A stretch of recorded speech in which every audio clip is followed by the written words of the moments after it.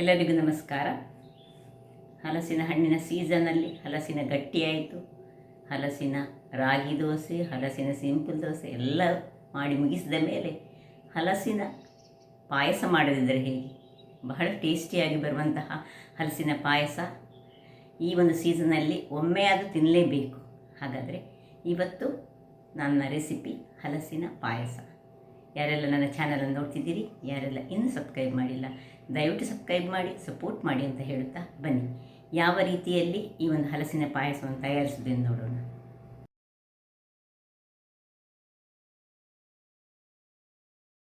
ನಮಸ್ತೆ ಮಿತ್ರರೇ, ಹಲಸಿನ ಹಣ್ಣಿನ ಪಾಯಸ ಇವತ್ತು.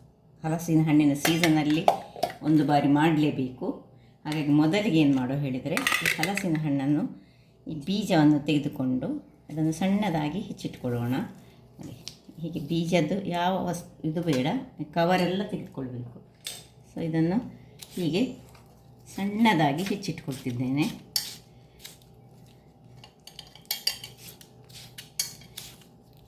ಸೊ ಎಲ್ಲವನ್ನು ಒಂದು 10 ಸೊಳೆಯನ್ನು ಹೆಚ್ಚಿಟ್ಕೊಳ್ತೇನೆ. ಹಲಸಿನ ಹಣ್ಣು ಹೆಚ್ಚಿಟ್ಟಾಯಿತು. ಈಗ ಈ ಒಂದು ತೆಂಗಿನ ತುರಿಯಿಂದ ನಾನು ತೆಂಗಿನ ಹಾಲನ್ನು ಮಾಡಿ ತರ್ತೇನೆ. ಇದಕ್ಕೆ ಸ್ವಲ್ಪ ನೀರನ್ನು ಹಾಕಿ, ಬೇಕಿದ ಒಂದು ಕಲ್ಲಿನಷ್ಟು ಉಪ್ಪನ್ನು ಹಾಕ್ಕೊಳ್ಬೋದು. ತೆಂಗಿನ ಹಾಲು ಮಾಡುವಾಗ ನೀರು ಹಾಕ್ಕೊಂಡು ಇದನ್ನು ಹಾಲು ರೆಡಿ ಮಾಡ್ತೇನೆ. ವೀಕ್ಷಕರೇ, ಇಲ್ಲಿ ನೋಡಿ, ಗಟ್ಟಿ ಹಾಗೂ ತೆಳು 2 ಹಾಲಂತ ನಾನು ಒಟ್ಟಿಗೆ ತೆಗೆದುಕೊಂಡು 2 ಬಾರಿ ಹಾಲನ್ನು, ಇಷ್ಟು ಹಾಲಾಯಿತು. ಈಗ ಇಲ್ಲಿ ಒಂದು ಬಾಣಲೆಯನ್ನು ಬಿಸಿ ಮಾಡಿಕೊಳ್ಳೋಣ. ಬಾಣಲೆ ಬಿಸಿ ಆಯಿತು. 2 ಚಮಚದಷ್ಟು ತುಪ್ಪ ಹಾಕುತ್ತಿದ್ದೇನೆ. ಅದರಲ್ಲಿ ಈ ತೆಂಗಿನ ತುರಿ, ಸಣ್ಣದಾಗಿ ಕಟ್ ಮಾಡಿದಂತಹ ತೆಂಗಿನ ತುರಿ, ಇದು ಡ್ರೈ ತೆಂಗಿನ ತುರಿ, ಕೊಬ್ಬರಿ, ಇದನ್ನು ಚೂರು ಫ್ರೈ ಮಾಡ್ಕೊಳ್ಳೋಣ ಸುರಿಗೆ. ಅದು ಫ್ರೈ ಆಗುವಾಗ ಮತ್ತೆ ಈ ಗೇರು ಬೀಜವನ್ನು ಸ್ವಲ್ಪ ಹಾಕ್ಕೊಳ್ಳೋಣ. 2 ಸಹ ಫ್ರೈ ಆದ ಮೇಲೆ ನಾವು ಈ ಒಂದು ದ್ರಾಕ್ಷಿಯನ್ನು ಹಾಕ್ಕೊಳ್ತಿದ್ದೇವೆ. ಇದೆಲ್ಲ ಯಾವಾಗ ಪಾಯಸಕ್ಕೆ ಮಾಡುವ ಹಾಗೆ ಸ್ವಲ್ಪ ತುಪ್ಪ ಕಮ್ಮಿ ಆಯಿತು, ಸ್ವಲ್ಪ ಹಾಕ್ಕೊಳ್ಳೋಣ. ಸೊ ಎಲ್ಲ ಫ್ರೈ ಆಗಲಿ. ಕೊಬ್ಬರಿ ಬ್ರೌನ್ ಕಲರ್ಗೆ ಬರುವಾಗ ದ್ರಾಕ್ಷಿಯನ್ನು ಹಾಕೊಳ್ಳೋಣ.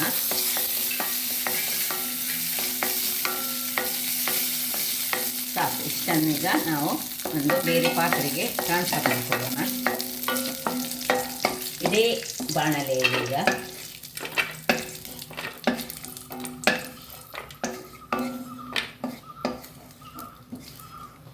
ಸ್ವಲ್ಪ ತುಪ್ಪ ಹಾಕೊಳ್ಳೋಣ, 1 ಚಮಚ. ಈ ಒಂದು ಕಟ್ ಮಾಡಿದಂತಹ ಹಲಸಿನಲ್ಲಿ ಸಣ್ಣ ಸಣ್ಣದು ಸ್ವಲ್ಪ ಇಷ್ಟು ಭಾಗ ಇಟ್ಟುಕೊಂಡು 8 ಹಲಸಿನ ತೊಳೆಗಳನ್ನು ಹೀಗೆ ತುಪ್ಪದಲ್ಲಿ ಫ್ರೈ ಮಾಡಿಕೊಳ್ಳೋಣ.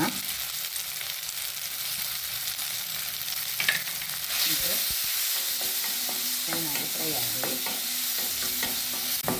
ಓಕೆ ವೀಕ್ಷಕರೇ, ಇಷ್ಟ ಆದಮೇಲೆ ಇದನ್ನು ತೆಗೆದುಕೊಳ್ಳೋಣ. ಸಾಕು, ಇದು ಆಫ್ ಮಾಡಿಕೊಂಡು ತಣ್ಣಗಾಗಲಿಕ್ಕೆ ಬಿಡಲಿಕ್ಕೆ ಉಂಟು. ನಾನು ಸ್ವಲ್ಪ ಮತ್ತೆ ಗ್ರೈಂಡ್ ಮಾಡಿಕೊಳ್ಬೇಕು. ಇದು ತಣ್ಣಗಾಗ್ತಾ ಇರುವಾಗ ನೋಡಿ, ಇದು ಸ್ವಲ್ಪ ತಣ್ಣಗಾಗಬೇಕು. ಇಲ್ಲಿ ನಾವು ಒಂದು ಪಾತ್ರೆಯಲ್ಲಿ ಸ್ವಲ್ಪ ಒಂದು ಅರ್ಧ ಲೋಟದಷ್ಟು ನೀರನ್ನು ಹಾಕ್ಕೊಂಡಿದ್ದೇನೆ ನಾನು. ಈಗ ಇದರಲ್ಲಿ ಸ್ವಲ್ಪ ಬೆಲ್ಲವನ್ನು ನೀರು ಮಾಡಿಕೊಳ್ಳೋಣ. ಬೆಲ್ಲ ನೀರಾಗಲಿ. ಸ್ವಲ್ಪ ಅದಕ್ಕೆ 1 ಚಮಚವನ್ನು ಹಾಕ್ಕೊಂಡು ಅದನ್ನು ತಿರುಗಿಸ್ಕೊಳ್ಳೋಣ. ಸ್ವಲ್ಪ ಬೆಲ್ಲ ನೀರಾಗಬೇಕು ನಮಗೆ. ಬೆಲ್ಲ ನೀರಂದರೆ ಪಾಕ ಬೇಡ, ನೀರಾದರೆ ಸಾಕು. ವೀಕ್ಷಕರೇ, ಆಯಿತು ನೋಡಿ, ಬೆಲ್ಲ ಇದರಲ್ಲಿ ನೀರಾಯಿತು. ಒಂದು ಒಳ್ಳೆ ಕುದಿ ಬಂದ ಕೂಡಲೇ ಇದನ್ನು ಆಫ್ ಮಾಡಿಕೊಂಡು ಒಂಚೂರು ತಣ್ಣಗಾಗಲಿ. ಅಷ್ಟೊತ್ತಿಗೆ ಇಲ್ಲಿ ಇದು ತಣ್ಣಗಾಗಿದೆ. ಇಲ್ಲಿ ಈ ಒಂದು ನಾವು ಫ್ರೈ ಮಾಡಿದಂತಹ, ತುಪ್ಪದಲ್ಲಿ ಫ್ರೈ ಮಾಡಿದಂತಹ ಹಲಸಿನ ಸೊಳೆಯ ತುಂಡುಗಳನ್ನು, ಪೀಸ್ಗಳನ್ನು ಇದರಲ್ಲಿ ಮಿಕ್ಸಿಯಲ್ಲಿ ಹಾಕಿ ಒಂದು ಒಳ್ಳೆ ಫೈನಾದೊಂದು ಪೇಸ್ಟ್ ಮಾಡಿ ತರ್ತೇನೆ. ವೀಕ್ಷಕರೇ, ಇಲ್ಲಿ ನೋಡಿ, ಪೇಸ್ಟ್ ರೆಡಿ ಆಯಿತು. ಈಗ ಇಲ್ಲಿ ಅದೇ ಏನು ನಾವು ಫ್ರೈ ಮಾಡಿದಂತಹ ಬಾಣಲೆಯಲ್ಲಿ ಈ ಒಂದು ಮಿಕ್ಸ್ ಮಾಡಿದಂತೆ ಬೆಲ್ಲದ ನೀರನ್ನು ಸೋಸಿಕೊಳ್ತಿದ್ದೇನೆ. ಏನು ಕಲ್ಲು ಇಲ್ಲದಿದ್ದರೆ ಸೀದಾ ಹಾಕ್ಕೊಳ್ಬೋದು ನೀವು. ಸೋಸಿಕೊಂಡು ಇದನ್ನು ಆನ್ ಮಾಡಿಕೊಳ್ಳೋಣ. ಈಗ ಇಲ್ಲಿ ನಾವು ಇಟ್ಟಂತಹ ಸ್ವಲ್ಪ ಹಲಸಿನ ಚೂರುಗಳನ್ನು ಇದರಲ್ಲಿ ಹಾಕ್ಕೊಳ್ತಿದ್ದೇನೆ. ಒಂದು ಕುದಿ ಬರಲಿ ವೀಕ್ಷಕರೇ. ಒಂದು ಕುದಿ ಬಂದು ಆಯಿತು ನೋಡಿ. ಅಷ್ಟೊತ್ತಿಗೆ ಆಗುವಾಗ ಬೆಲ್ಲ ಮತ್ತು ಈ ಹಲಸಿನ ಪೀಸಸ್ ಅದರಲ್ಲಿ ಮಿಕ್ಸ್ ಆಗಿದೆ. ಈಗ ಒಂದು ಚಮಚದಷ್ಟು, ಒಂದು ಟೀ ಸ್ಪೂನ್ ಸಾಕು, ಒಂದು ಚಮಚ ಬೇಡ. ಇದು ಸಪೂರ ಬಾಂಬೆ ರವೆ ಸಾಕ್ತದೆ, ಚಿರೋಟಿ ರವೆ ಸಾಕ್ತದೆ. ಇದನ್ನು ಜಸ್ಟ್ ಒಂದೇ ಒಂದು ಚಮಚದಷ್ಟು ಹಾಕ್ಕೊಂಡು ಇನ್ನೊಮ್ಮೆ ಚೂರು ಕಲಡಿಸಿಕೊಳ್ಳೋಣ. ಕಲಡಿಸಿಕೊಂಡು ಇದನ್ನು ಈ ರೀತಿ ಕಲಡಿಸಿ ಒಂದು ನಿಮಿಷ ಮುಚ್ಚಿಟ್ಟುಕೊಳ್ಳೋಣ. ಜಸ್ಟ್ ಒಂದೇ ಒಂದು ಚಮಚದಷ್ಟು ಸಜ್ಜಿಗೆಯನ್ನು ಹಾಕಿ ಒಂದು ನಿಮಿಷ ಹೀಗೆ ಬಿಟ್ಟ ಮೇಲೆ ಸಜ್ಜಿಗೆ ಅದರಲ್ಲಿ ಸ್ವಲ್ಪ ಬೆಂದುಕೊಂಡಿತ್ತು. ಈಗ ಏನು ನಾವು ಮಿಕ್ಸ್ಚರ್ ಮಾಡಿಕೊಂಡಿದ್ದೇವೆ, ಹಲಸಿನ ಮಿಕ್ಸ್ಚರ್, ಇದನ್ನು ಇದರಲ್ಲಿ ಹಾಕೊಳ್ಳೋಣ. ಹಾಕ್ಕೊಂಡು ಕೂಡಲೇ ಅದನ್ನು ತಿರುಗಿಸ್ಕೊಳ್ಬೇಕು. ಚೆನ್ನಾಗಿ ಕಲಡಿಸಿಕೊಳ್ಳೋಣ. ಇನ್ನು ಸ್ವಲ್ಪ ಈ ಮಿಕ್ಸಿಗೆ ಚೂರು ನೀರನ್ನು ಹಾಕ್ಕೊಂಡು ಇದಕ್ಕೆ ಮಿಕ್ಸ್ ಮಾಡಿಕೊಳ್ಳಿ. ಇಲ್ಲಿ ನಾನು ಬಾಂಬೆ ಸಜ್ಜಿಗೆಯನ್ನು ಹಾಕಿದ್ದೇನೆ, ಅಥವಾ ಚಿರೋಟಿ ರವೆ ಹಾಕಬೇಕಂತೇಳಿ ಏನಿಲ್ಲ, ಬೇಕಿದ್ದರೆ ಮಾತ್ರ ಹಾಕ್ಬೋದು. ನಾನು ಸ್ವಲ್ಪ ಚೂರು ದಪ್ಪ ಬರ್ತದೆ ಹೇಳಿ ಮಾತ್ರ ಹಾಕ್ಕೊಂಡದ್ದು. ಈ ಹಲಸಿನ ಹಣ್ಣಲ್ಲೇ ಅದು ದಪ್ಪ ಬರ್ತದೆ, ಬಟ್ ಒಳ್ಳೆ ಸ್ವಲ್ಪ ಒದಗು ಬರಲಿಕ್ಕೋಸ್ಕರ ನಾನು ಹಾಕಬಹುದು. ಇನ್ನು ಈ ಏನೆಲ್ಲ ಫ್ರೈ ಮಾಡ್ಕೊಂಡಿದ್ದೀವಿ ದ್ರಾಕ್ಷಿ ನೋಡಿ, ಇದೊಂದು 2-3 ನಿಮಿಷಗಳ ಕಾಲ ಹೀಗೆ ತಿರುಗಿಸ್ಕೊಳ್ಬೇಕು. ಈ ಬೆಲ್ಲದಲ್ಲಿ ಇದು ಒಳ್ಳೆ ಒಂದು ಟೈಪ್ ಆಫ್ ಪಾಕದ ಹಾಗೆ ಬರಬೇಕು. ಅಂದರೆ ತುಂಬ ಪಾಕ ಅಲ್ಲ, ಎಳೆ ಪಾಕ ಅಲ್ಲ, ಚೂರು.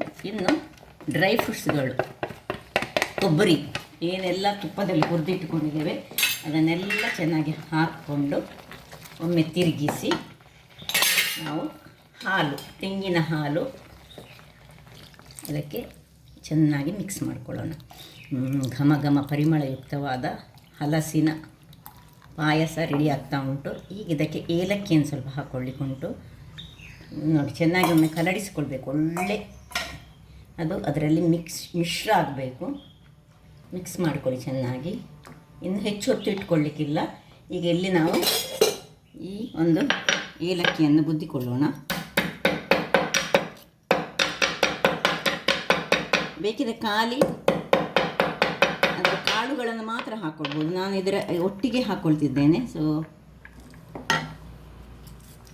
ಸ್ವಲ್ಪ ಆದರೆ ಹೊರಗಿನ ಕವರ್ನ ಪರಿಮಳ ಸಹ ಇದರಲ್ಲಿ ಎನ್ಹ್ಯಾನ್ಸ್ ಆಗಲಿ ಹೇಳಿ ನೋಡಿ. ಚೆನ್ನಾಗಿ ಒಂದು ಕುದಿ ಬರಲಿ.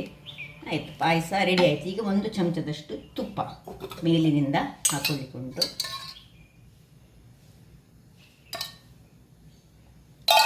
ಒಂದು ಕುದಿ ಬರುವವರೆಗೆ ಕಾಯೋಣ.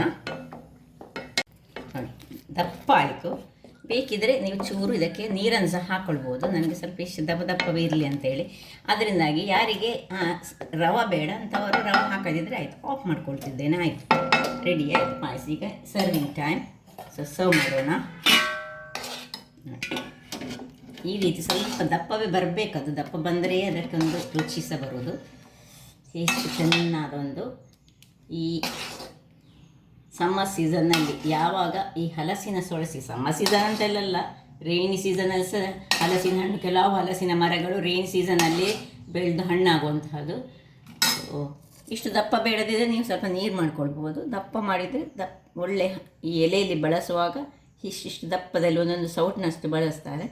ರುಚಿಕರವಾದ ಹಲಸಿನ ಹಣ್ಣಿನ ಪಾಯಸ ರೆಡಿಯಾಗಿದೆ. ನನ್ನ ಈ ಕುಕಿಂಗ್ ಚಾನಲ್ ನಿಮಗೆ ಇಷ್ಟ ಆದರೆ ಬೋಳೂರು ಸುವರ್ಣ ಚಾನಲನ್ನು ಲೈಕ್ ಮಾಡಿ, ಶೇರ್ ಮಾಡಿ ಹಾಗೂ ಸಬ್ಸ್ಕ್ರೈಬ್ ಮಾಡಿ ಹಾಗೂ ನನ್ನ ಇನ್ಸ್ಟಾಗ್ರಾಮ್ ಪೇಜನ್ನು ಫಾಲೋ ಮಾಡಿ. ಧನ್ಯವಾದಗಳು.